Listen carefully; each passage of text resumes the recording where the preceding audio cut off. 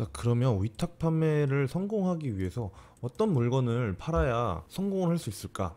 영상에서 자주 말씀드렸듯이 위탁 판매를 성공하기 위해서 가장 중요한 것 중에 제일 첫 번째가 어떠한 물건을 정해서 팔지입니다. 사실 위탁 판매 시장은 어떻게 보면 굉장히 치열한 시장이에요. 예전보다는 엄청나게 많이 늘어났기 때문인데, 이게 왜 그러냐면 인터넷이 쉬워지고 인공지능 이런 거의 발달로 인해서 누구나 좀 할 수가 있기 때문에 진입장벽이 굉장히 좀 낮아졌습니다. 그래서 이제 많은 사람들이 그냥 위탁 판매를 해서 돈을 벌겠다라는 생각으로 물건을 고르는 거에 있어서 그렇게 심혈을 기울이지 않고 판매를 하고 있습니다. 자, 근데 제가 저번 영상에서는 위탁 판매를 할 때 팔아서는 안 되는 물건들, 팔면 많이 실패하는 물건들에 대해서 말씀을 드렸으니까, 이번에는 지금도 좋고 앞으로도 팔기 정말 좋은 이 물건들은 어떤 것이 있을까에 대해서 이야기를 한번 드려보도록 하겠습니다. 자, 첫 번째는 디지털 액세서리입니다. 디지털 액세서리는 뭐냐면 스마트폰, 태블릿, 노트북 이런 거에 달아서 이런 것들을 편하게 혹은 예쁘게 오래 쓰기 위해서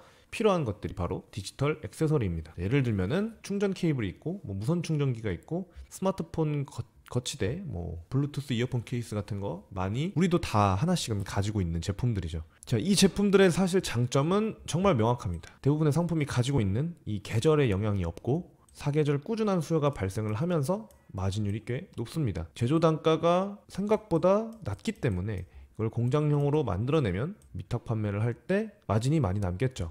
그래서 수익을 확보하기가 굉장히 용이합니다. 사실 이 제품 같은 경우에는 소모성 제품이기 때문에, 그리고 한 개만 가지고 있는 게 아니라 두 개, 세 개, 여러 개 가질 수 있기 때문에 재구매율이 높습니다. 또 이런 디지털 액세서리 같은 경우에는 자주 잃어버리는 제품이기도 하고 많이 쓰면 고장도 좀 나기 때문에 재구매율이 꽤 높습니다. 그리고 가장 중요한 건 이제 이 디지털 액세서리 같은 경우는 마케팅이 생각보다 잘 먹힙니다. 자, 이 리뷰 마케팅이라는 것은 뭐냐면 이 SNS나 유튜브, 블로그에서 후기들이 이제 몇 개가 달려있는 이 마케팅만으로도 사람들에게 빨리 퍼지고 또 반응이 빨리 오는 분야라고 볼 수가 있습니다. 그래서 이 디지털 액세서리 같은 경우에는 리뷰 마케팅의 효과가 굉장히 크기 때문에 광고 수익률도 상당히 높다고 볼 수가 있습니다. 가장 좋은 점은 작기 때문에 큰 게 아니라서 배송 부담도 꽤 적고, 그리고 고객도 부담 없이 구매할 수 있는 가격대가 많죠.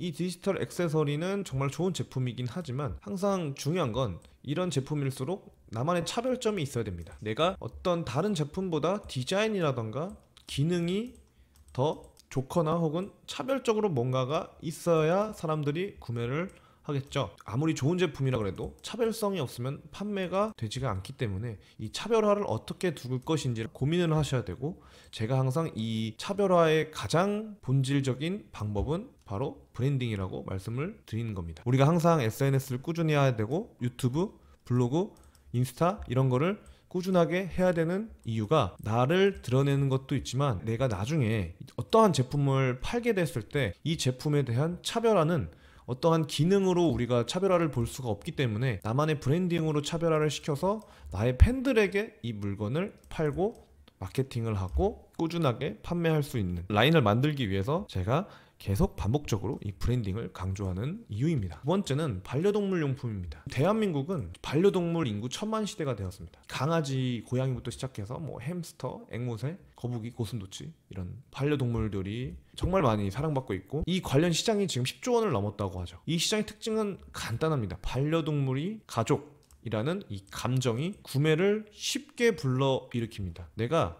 이 강아지를 위해, 나를 위해서 사는 물건은 돈을 아끼지만 강아지나 고양이를 위해서 사는 내 돈은 아끼지 않는다는 거죠. 이 이유는 반려동물 용품들이 단순 소비재로서 쓰이는 게 아니라 감성 소비재로서 쓰이기 때문에 계속해서 이 반려동물 시장이 넘쳐날 수밖에 없게 되는 겁니다. 예를 들어서 그냥 사료가 아니라 고급 사료, 혹은 화장실, 고양이 화장실에서 그냥 고양이 화장실이 아니라 좀 더 뭔가 기능이 있거나 예쁜 고양이 화장실, 반려동물 옷도 요즘에는 많이 나오고 있죠. 그리고 리드줄, 치아관리 제품, 반려동물 영양제까지 수요가 매우 활발합니다. 그리고 이 고양이 같은 경우에는 모래, 간식 이런 것들은 어쩔 수 없이 정기적인 구매를 발생시키기 때문에 재구매율도 엄청 높죠. 자, 이 부분도 아까 디지털 액세서리와 비슷하게 SNS 리뷰 마케팅, 리뷰 기반의 마케팅이 매우 잘 통합니다. 카페, 블로그, 인스타그램, 유튜브 이런 커뮤니티 자체가 굉장히 활발화되어 있기 때문에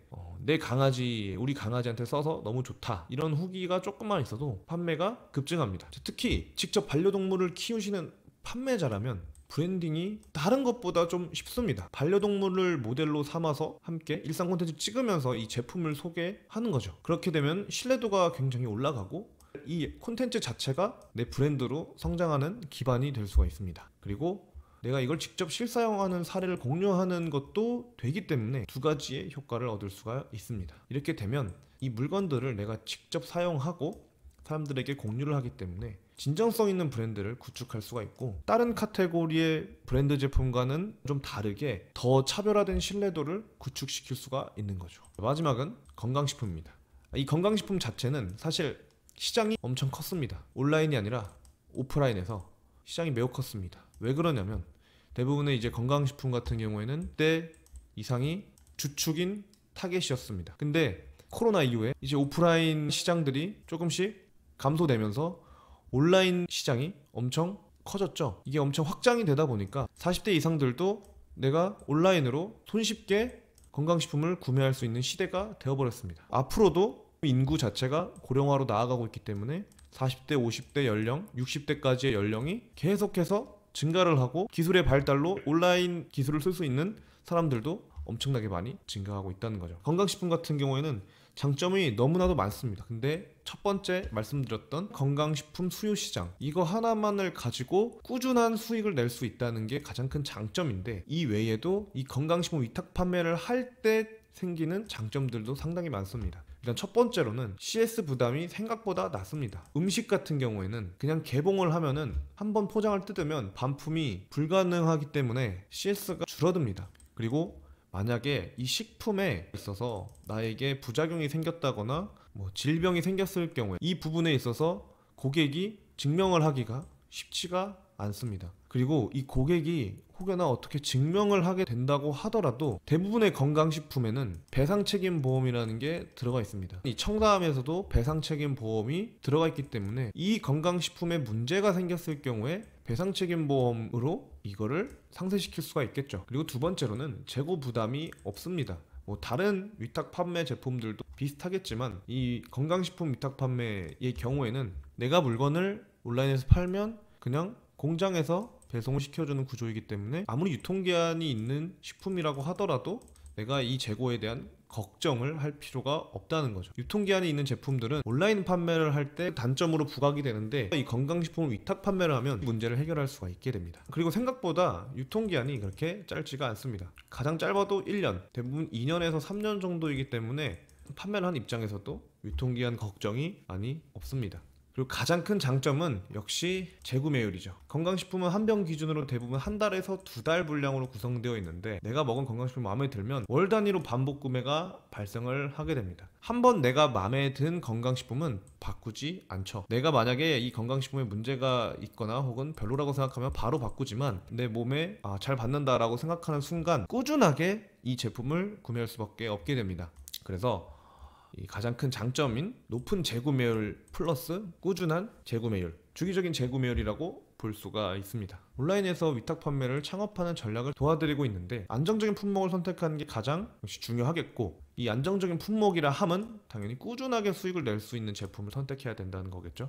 그리고 다른 제품하고는 다르게 어떤 제품이 경쟁력이 있는지, 그리고 어떻게 팔아야 다른 제품하고는 다르게 경쟁력 있게 판매할 수 있는지를 항상 고민을 해야 됩니다. 무엇보다 우리가 온라인 창업이라는 것은 1년, 2년 하고 말 게 아니기 때문에 반드시 이 장기적인 성장 구조, 어떻게 더 발전시키고 어떻게 더 오래 할 수 있는지를 계속 생각을 해야 됩니다. 지금 당장의 트렌드보다는 지속 가능한 시장이 어떤 시장인지를 정확하게 파악하고 공략하는 것이 성공의 관건이라고 볼 수가 있습니다. 자, 오늘은 위탁 판매를 할 때 어떤 물건을 팔아야 되는지에 대해서 이 세 가지를 말씀을 드려봤습니다. 제가 항상 영상 댓글에 제가 직접 크몽에서 팔았던 11만원 상당의 전자책을 배포를 하고 있으니까, 위탁 판매 비법의 기초를 알고 싶으신 분들은 전자책을 한번 읽어보시고 위탁 판매가 뭔지, 그리고 어떻게 해야 성공하는지를 한번 알아보시면 좋겠습니다. 감사합니다.